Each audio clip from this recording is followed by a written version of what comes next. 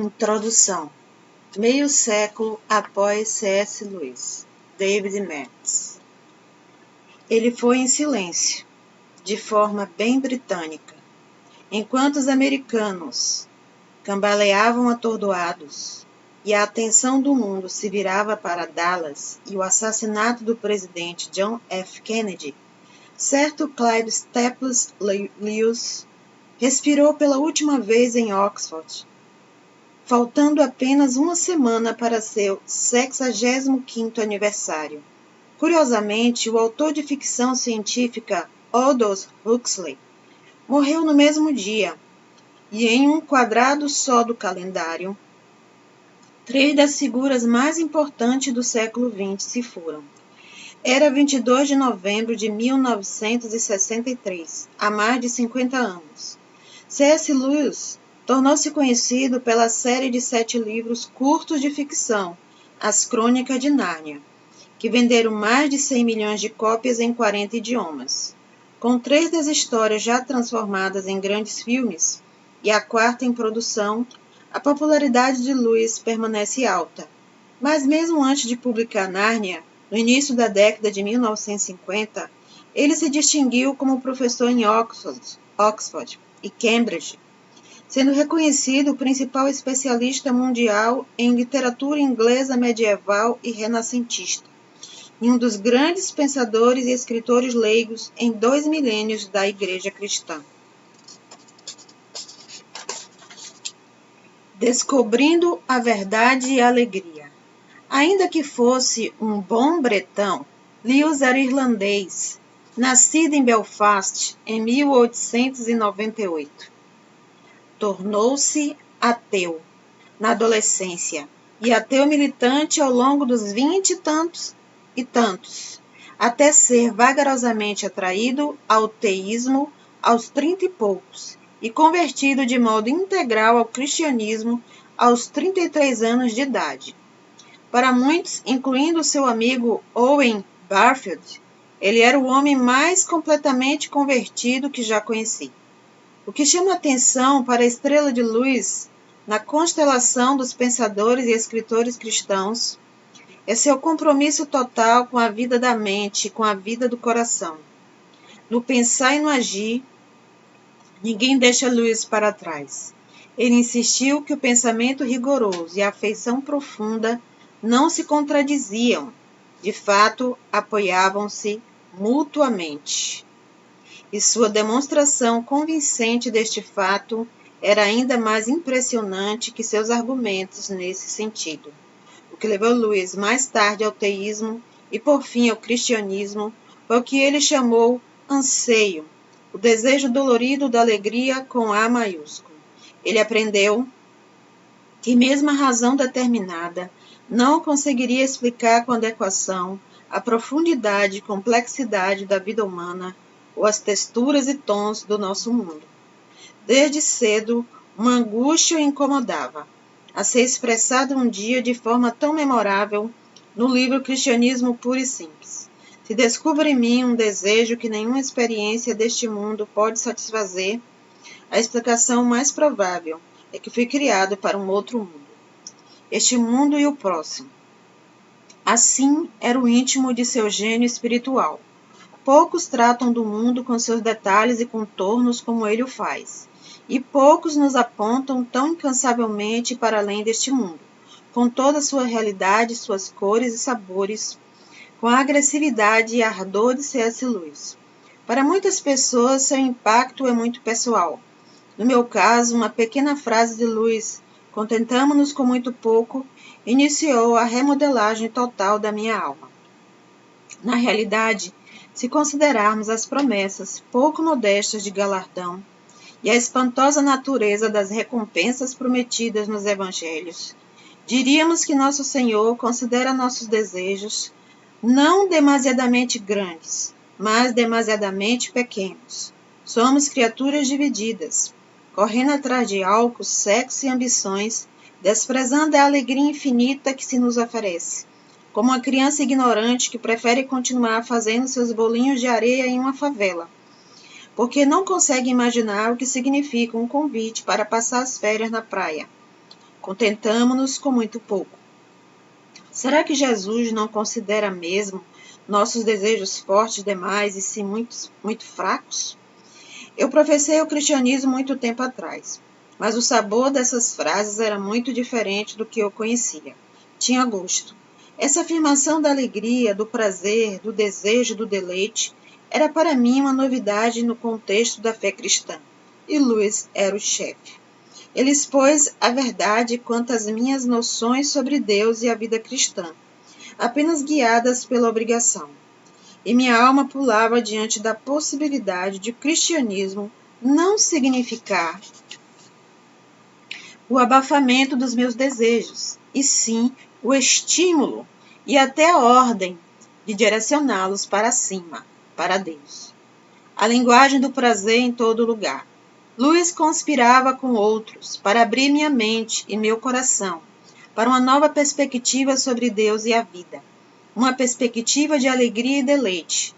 Mas a minha criação determinava a existência de um teste final e decisivo para essa nova descoberta.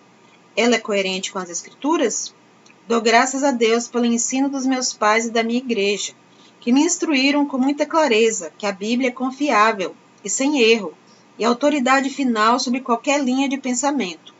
Com a Bíblia aberta não demorou muito. Equipado com essa nova lente, os óculos da alegria, as Escrituras começaram a saltar como nunca. Confirmava-se o hedonismo de Lewis, página após página. Na presença de Deus, diz Salmos 16, 11b, há plenitude de alegria, na destra dele delícias perpetuamente. Eu não tinha uma categoria para compreender isso, até esse momento, ou para entender o clamor do coração de Salmos 63, 1.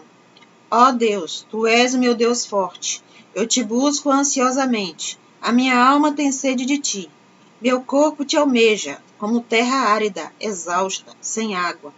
Ou para classificar a saudade santa de Salmos 42, 1, 2a. Como suspira a coça pelas correntes das águas, assim por Ti, ó Deus, suspira a minha alma. A minha alma tem sede de Deus, do Deus vivo. Como diz John Piper, depois de Lewis abrir seus olhos, voltei aos Salmos em proveito próprio e encontrei a linguagem do prazer em todo lugar. Por fim, eu estava pronto para ouvir Paulo dizer: alegrai-vos no Senhor. Filipenses 3:1. E a reprise: alegrai-vos sempre no Senhor. Outra vez digo: alegrai-vos. Filipenses 4:4. E a Jesus: o reino dos céus é semelhante a um tesouro oculto no campo, o qual certo homem, tendo-o achado, escondeu. E transbordante de alegria, vende tudo o que tem e compra aquele campo. Mateus 13:44. Também estava pronto para o vislumbre recebidos do coração dele no coração da nossa fé. Em troca da alegria que lhe estava proposta, ele suportou a cruz. Hebreus 12, 2. E assim por diante. O valor da ajuda de Lewis, apenas neste ponto, já é incalculável. Sinta o peso de glória. Há ainda um pouco mais a dizer dessa pequena expressão. Lewis diria não apenas que contentamo-nos com muito pouco, quando nos acomodamos e fixamos a saudade inconsolável da nossa alma em qualquer coisa que não seja Deus, mas também que somos satisfeitos de modo prematuro se virmos Deus à distância e não formos logo atraídos a Ele. Esse, diz Lewis, é o peso de glória. Como leigo, Lewis não pregava todas as semanas, mas às vezes tinha a chance de subir ao púlpito. Seu sermão mais memorável foi o que recebeu esse título, o peso de glória. A promessa de glória é a promessa quase incrível e possível apenas pela obra de Cristo, de que alguns que verdadeiramente o quiserem, resistirão a esse exame perante Deus, encontrarão aprovação, agradarão a Deus. Agradar a Deus, ser um verdadeiro integrante da felicidade divina, receber o amor de Deus, não apenas a sua piedade, mas ser o motivo de prazer. Como um artista, deleita-se em sua obra, ou o pai em seu filho. Parece impossível, é um peso ou carga de glória que nossa imaginação mal pode suportar, mas é assim. A verdade é que nos contentamos com muito pouco, quando colocamos nossos desejos finais em qualquer coisa menos que Deus. E quando ansiamos apenas ver seu esplendor de longe, em vez de nos aproximarmos mais e mais, até sermos aceitos, acolhidos, convidados para a festa. O peso de glória significa ter bom nome diante de Deus, ser aceito por Ele, ter sua resposta, reconhecimento, ser inserido no âmago das coisas. Nosso Criador gravou-nos no coração não só o desejo de desfrutar da eternidade, como espectadores no seu estádio magnífico, assistindo com alegria das arquibancadas, mas também o de ser colocados em campo, receber um uniforme e ser adotados como parte do seu time, para vivermos como pessoas aceitas e abraçadas por ele. Nunca nos tornaremos Deus, mas nos tornaremos um com Ele de forma espetacular, por meio de seu Filho e da nossa conformação alegre a Jesus. Romanos 8, 29. Com certeza, esse peso de glória é quase grande demais, até para ser considerado em nossa presente condição. Nenhuma pessoa comum. Quando Lewis respirou pela última vez e se esvaiu em silêncio da vida, mais de meio século atrás, ele deu um grande passo para se tornar o tipo de criatura gloriosa em que se transformará na nova criação, da qual ele fala no sermão. É muito sério viver uma sociedade constituída por possíveis deuses e deusas. Lembrar que a mais desinteressante e estúpida das pessoas com quem falamos pode um dia vir a ser alguém que, se a víssemos agora, nos sentiríamos fortemente impelidos a adorar. Ou, quem sabe, a personificação do horror e da corrupção só vistos em pesadelos. Passamos o dia inteiro ajudando-nos uns aos outros e, de certo modo, encontrar um desses dois destinos. É à luz dessas possibilidades esmagadoras e com o devido temor e circunspecção que devemos orientar as nossas relações com os outros. Toda amizade, todo amor, toda recreação, toda política. Não existe gente comum. Você nunca falou com um simples mortal. As nações, as culturas, as artes, as civilizações, essas são mortais. E a vida delas está para nossa como a vida de um mosquito. Mas é com criaturas imortais que brincamos, trabalhamos ou casamos.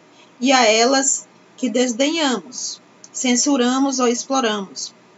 Horrores imortais ou esplendores perenes. Não significa que devamos ser perpetuamente solenes. Precisamos divertir-nos, mas nossa alegria deve ser aquela, aliás, a maior de todas, que existe entre pessoas que sempre se levaram a sério. Para um número cada vez maior de nós, Lewis sozinho ocupa uma classe. Poucos nos ensinaram tanto sobre o nosso mundo e o mundo que virá, salvo as Escrituras. O racionalista romântico. Talvez seja esta a razão para você ter escolhido este livro. Esperamos que tenha saboreado Lewis pessoalmente, por meio de Cristianismo Puro e Simples, Carta de um Diabo a seu Aprendiz, A Abolição do Homem, As Crônicas de Nárnia, ou mediante sua volumosa e brilhante correspondência pessoal. Você sabe que os escritos dele são inteiramente instigantes, atraentes, provocantes e recompensadores, e que ele raras vezes decepciona, e agora você quer mais. O capítulo 1, em proporção maior que os demais, trata de Lewis, o homem.